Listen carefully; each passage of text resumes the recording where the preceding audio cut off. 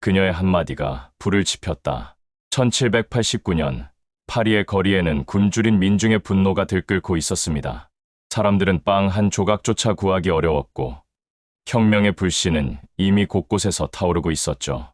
그때 한 문장이 바람을 타고 퍼졌습니다. 빵이 없으면 케이크를 먹으면 되잖아. 그 짧은 문장은 번개처럼 민심을 갈랐고 순식간에 프랑스의 마지막 왕비 마리 앙투아네트를 잔혹한 악녀로 만들어버렸습니다. 사치에 찌든 여왕, 가난한 백성을 조롱한 여자, 혁명의 불길을 부른 마녀. 그러나 역사는 놀랍게도 그녀가 그 말을 한 적이 없었다고 증언합니다. 도대체 어떻게 이런 오해가 생겨났을까요? 한 나라의 운명을 뒤흔든 이 한 문장은 어디서 비롯된 것이며 왜 사람들은 그녀를 그렇게 미워하게 된 걸까요? 이 이야기는 단순히 한 여인의 비극이 아닙니다. 오해라는 불씨가 어떻게 혁명이라는 폭풍을 불러온 이야기이며 이미지가 진실을 어떻게 집어삼키는지를 보여주는 가장 극적인 인간의 역사이기도 합니다. 그녀는 왕비로 태어나지 않았습니다. 그녀는 한 소녀였고 한 아내였으며 한 어머니였습니다. 그러나 세상은 그녀를 그렇게 보지 않았죠. 그녀를 향한 시선은 언제나 사치와 죄의 상징이었습니다. 오늘 우리는 그 오해의 장막을 걷고 인간 마리 앙투아네트를 다시 바라보려 합니다. 그녀의 삶은 진실이 얼마나 왜곡될 수 있는가를 보여주는 한편의 비극이며 동시에 품위를 잃지 않은 영혼의 초상입니다. 베르사유의 장미, 순수한 소녀의 시작. 1769년 오스트리아 빈, 음악과 예술이 흐르는 도시에서 14살의 한 소녀가 화려한 드레스에 몸을 감쌌습니다. 그녀의 이름은 마리 앙투아네트 요제파 요한나, 합스부르크 왕가의 막내딸이자 유럽 외교의 도구로 선택된 운명의 아이였습니다. 그녀는 프랑스의 왕세자 루이 오기스트와 결혼하기 위해 낯선 땅으로 보내졌습니다. 정치적 동맹을 위해 맺어진 결혼.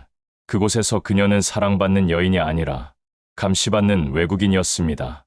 프랑스 궁정의 생활은 그녀에게 낯설고 차가운 공간이었습니다.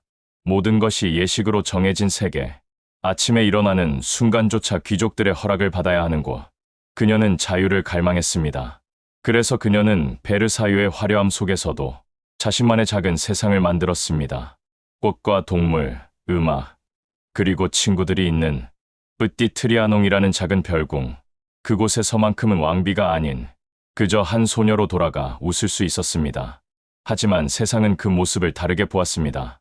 그녀의 순수한 취향은 나라가 기울어가는데 혼자 놀고 있는 사치의 여왕으로 비쳤습니다. 그녀는 단지 행복을 원했을 뿐이었지만 민중의 눈에는 무책임한 여인으로 보였던 것입니다. 그녀는 몰랐습니다. 그녀의 미소 뒤에서 프랑스는 조용히 그러나 확실히 무너지고 있었다는 사실을. 사치의 여왕이라는 굴레, 이미지의 탄생. 왕비는 오늘 또 다이아몬드를 샀다. 왕비는 하루에 3번 드레스를 갈아입는다. 왕비는 한 끼 식사에 백성들의 세 달치 세금을 쓴다. 이런 소문이 파리 전역을 뒤덮었습니다. 사실의 근거는 거의 없었지만 민중은 그것을 사실보다 더 강하게 믿었습니다. 그녀는 화려한 옷을 입었지만 그것은 궁정 예법이 강요한 의례였습니다. 그녀는 보석을 가졌지만 그것은 정치적 선물로 주어진 상징이었습니다. 그러나 이런 맥락은 사람들에게 중요하지 않았습니다. 오직 이미지만이 그들의 분노를 자극했죠. 언론은 그녀를 조롱했습니다. 풍자와 속 그녀는 음탕하고 허영심 많은 여인이었고 때로는 외국 첩자처럼 그려졌습니다. 심지어 가짜 연애 스캔들이 만들어졌고 그녀는 국민의 피를 빠는 여우로 묘사되었습니다. 앙투아네트는 침묵했습니다. 그녀는 반박하지 않았습니다. 품위를 지키는 것이 왕비의 마지막 방어라 믿었기 때문입니다. 그러나 그 침묵이 바로 그녀를 파멸로 이끈 시작이었습니다. 빵이 없으면 케이크를 먹으라. 조작된 문장, 만들어진 악녀. 그 유명한 말은 사실 앙투아네트가 입을 열기 훨씬 전부터 세상에 존재했습니다. 18세기 중엽 철학자 장 자크 루소는 고백록에서 이런 일화를 적었습니다. 백성에게 빵이 없다고 하자 한 공주가 말했다. 그럼 브리오슈를 먹으면 되잖아. 루소는 그 공주가 누구인지를 밝히지 않았고 그가 글을 썼을 당시 앙투아네트는 겨우 9살짜리 소녀였습니다. 하지만 세월이 흐르며 그 문장은 마치 그녀가 직접 한 말처럼 변했습니다.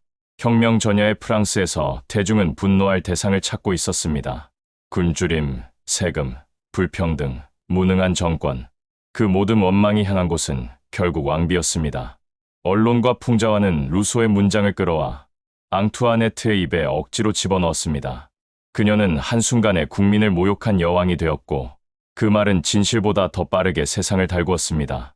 그녀는 그 말을 한 적이 없었지만 그녀의 이미지는 이미 그 말을 하고 있었습니다. 사치와 허영의 상징, 백성의 고통을 모르는 냉혈한 여인, 진실보다 감정이 먼저 믿어지는 시대.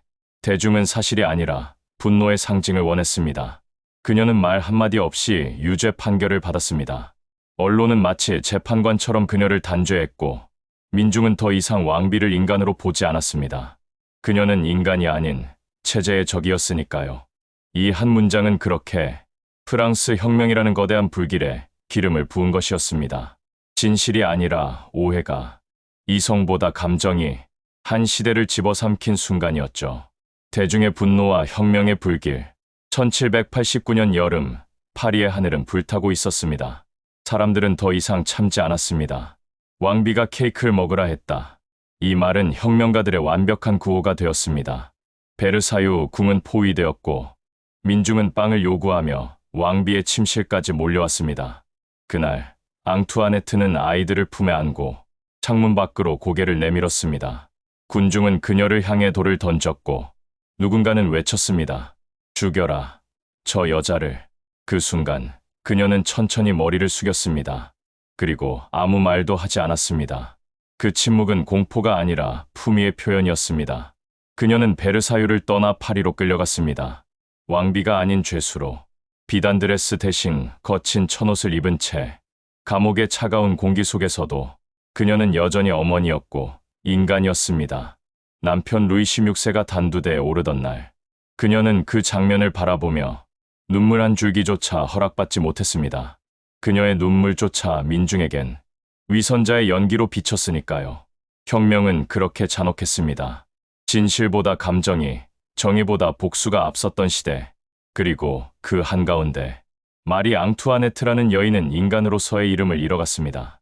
오해의 속의 인간, 마리 앙투아네트. 그녀는 결코 완벽한 인물이 아니었습니다. 사치스러웠고 세상 물정에 어두웠으며 때때로 현실을 피하려 했던 나약한 여인이었습니다. 그러나 그녀는 악녀가 아니었습니다. 감옥에서도 그녀는 늘 아이들의 안부를 물었고 아들 루이 샤를이 고문을 당할 때 그 아이는 죄가 없다라며 울부짖었습니다.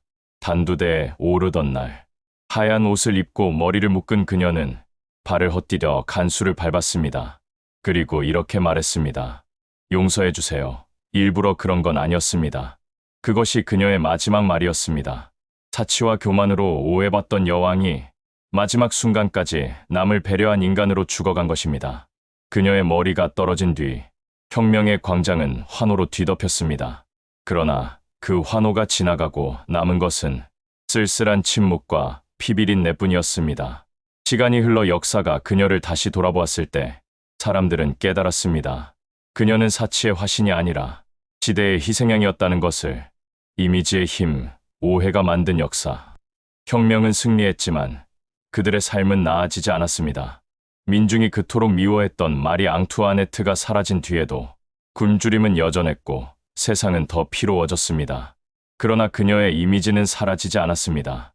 오히려 더욱 강렬한 상징이 되어 세대를 넘어 회자되었습니다. 그녀의 이름은 여전히 사치, 비극, 오해와 함께 불립니다. 그녀는 프랑스를 망친 여왕이 아니라 이미지의 희생양이었습니다. 진실은 늘 늦게 오고 대중은 늘 빠르게 분노합니다. 18세기의 풍자와는 오늘날의 SNS와 다르지 않습니다. 사람들은 사실보다 자극적인 이야기에 더 끌리고 누군가의 진짜 얼굴보다 편하게 믿을 수 있는 이미지를 선택하죠.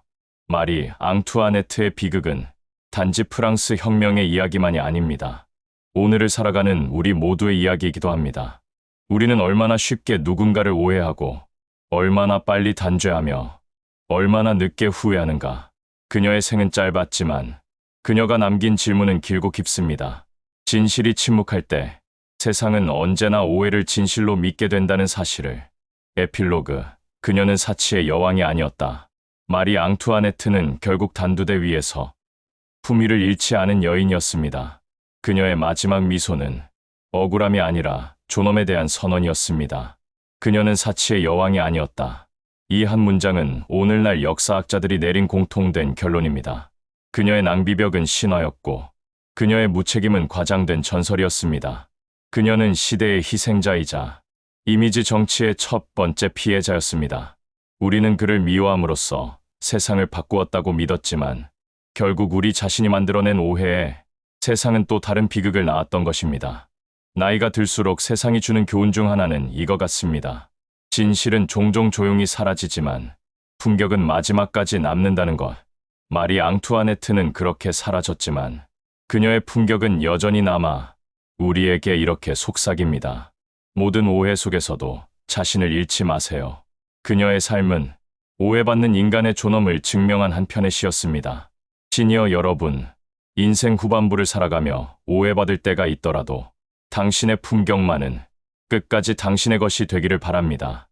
이것이 쿨라이프 TV가 전하는 오늘의 이야기였습니다. 여러분의 구독과 좋아요는 큰 격려가 됩니다. 감사합니다.